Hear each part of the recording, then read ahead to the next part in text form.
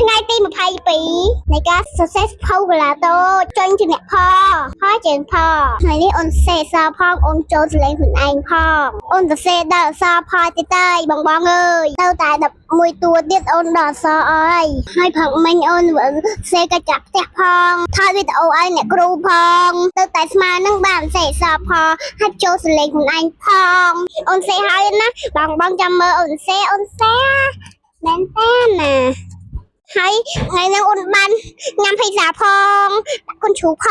ងហើយបានទៅដើរលេងផងបានមើលថេតតិចទៀតពេលហើយអូននឹងសបាយហើយអូននឹងឆ្អែតនឹងសបាយនឹងអីចាំជួបគ្នានៅវត្តសពោណា